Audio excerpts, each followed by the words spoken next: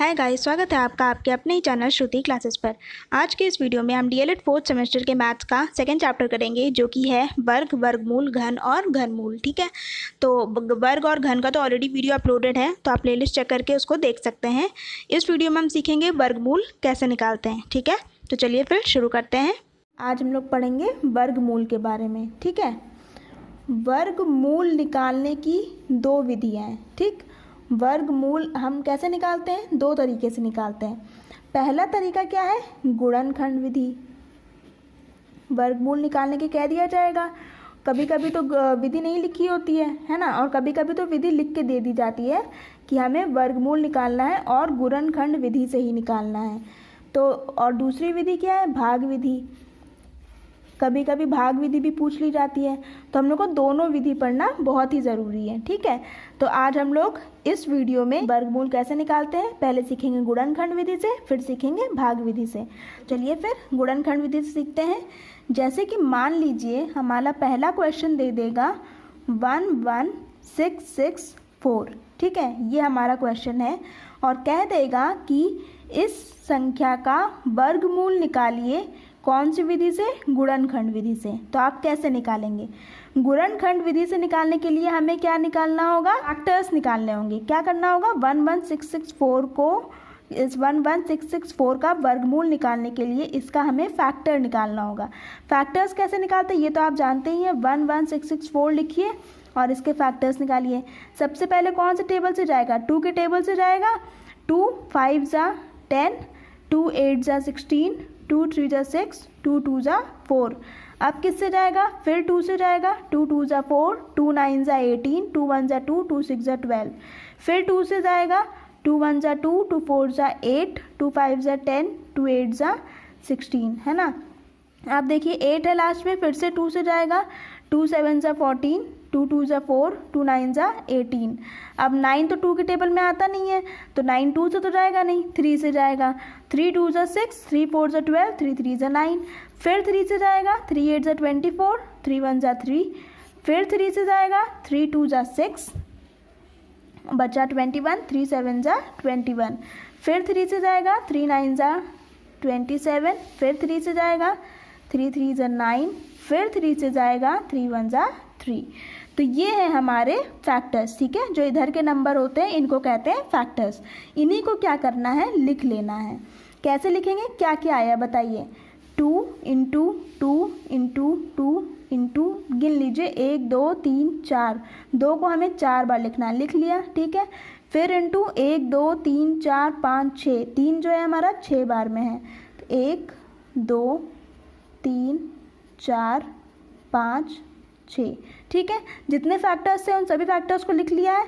अब क्योंकि ये वर्गमूल है, स्क्वायर रूट निकालना है, तो हम लोग 2 2 का पेयर बनाएंगे। ठीक है, 2 का पेयर, 2 का पेयर मतलब 2 संख्याओं को एक पेयर्स मिलेंगे। ठीक है, तो पेयर्स बनाएंगे हम लोग 2 2 नंबर का।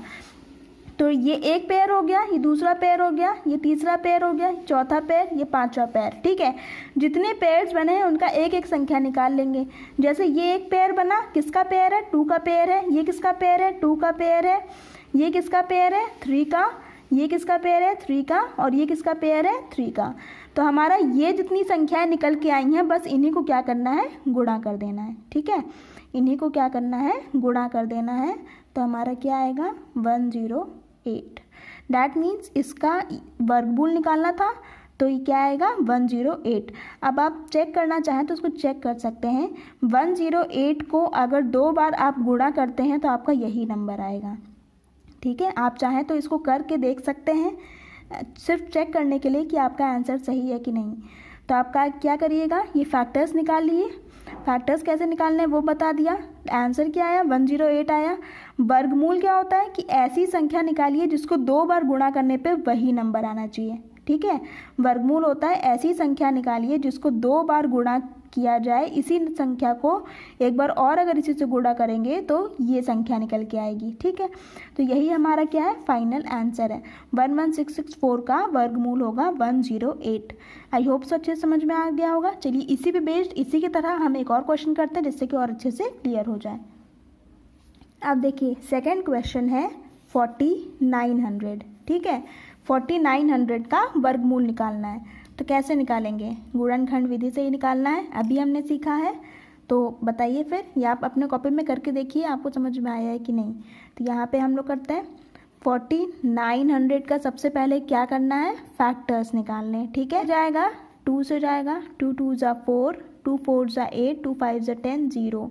फिर 2 से जाएगा, 2 1 ज़ा 2, 2 2 ज़ा 4, 2 2 ज़ा 4, 2 5 ज़ा 10। अब 5 आ गया लास्ट में, तो ये 2 से तो जाएगा नहीं, किससे जाएगा बताइए? अब जाएगा 3 से भी नहीं जाएगा, सीधे जाएगा 5 से। 5 2 ज़ा 10, 5 4 ज़ा 20, 5 5 ज़ा 25। फिर 5 से जाएगा, 5 4 ज़ा 20, 5 9 ज़ा 45। अब किससे जाएगा? 7 से जाएगा, 7 7 ज़ा 49। फिर 7 से जाएगा, 7 1 ज़ा 7। तो ये हमारे फैक्टर्स निकल के आ गए। इसी को क्या करना है, यहाँ पर लिख लेना है। 2 × 2 5 है 2 बार, ठीक है। फिर क्या है, 7 है 2 बार, ये हमने लिख लिया। फिर अभी हमने क्या सीखा था कि पेयर्स बनाने होते हैं 2 2 नंबर्स के, ठीक है। तो 2 × 2 क्या है, एक 2 बाहर निकल के आएगा। 5 × 5 में एक 5 निकल के आएगा। 7 × 7 में एक 7 निकल के आएगा। तो 2 × 5 × 7 क्या होता है, 5 2 ज़ा 10, 10 7 ज़ा 70। तो आंसर कितना आया, 70। ठीक है, ये हमारा फाइनल आंसर है। तो अगर बोलता जाता है 4900 का वर्गमूल, डैट मीन्स हमें क्या करना है, ऐसे लिखना है। 4900 का वर्गमूल निकालना है। तो 4900 का स्क्वायर रूट कितना आएगा, 70 आएगा। ठीक है, इसको चेक करने के लिए आप क्या कर सकते हैं, 70 जो हमारा आंसर आया है उसी को 2 बार गुणा करिए, देखिए ये नंबर आ रहा है कि नहीं।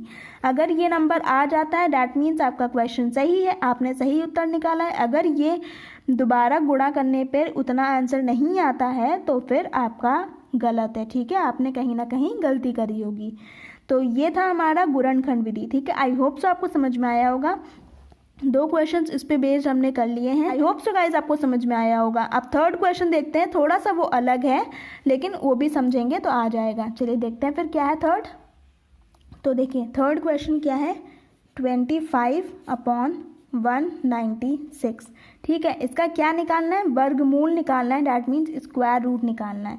तो कैसे करेंगे इसको, स्क्वायर रूट निकालने का अभी हमने बताया था कि क्या करते हैं, फैक्टर्स निकालते हैं। लेकिन यहाँ पे आप देख रहे हैं कि फ्रैक्शन में दिया गया, तो क्या करेंगे, अलग अलग निकालेंगे। न्यूमरेटर का पहले निकाल लेंगे फैक्टर और फिर डिनोमिनेटर का निकाल लेंगे फैक्टर। ठीक है, दोनों के फैक्टर्स निकाल लेंगे। 25 का निकाल लेते हैं, किससे जाएगा, 5 से जाएगा। 5 5 ज़ा 25, 5 1 ज़ा 5।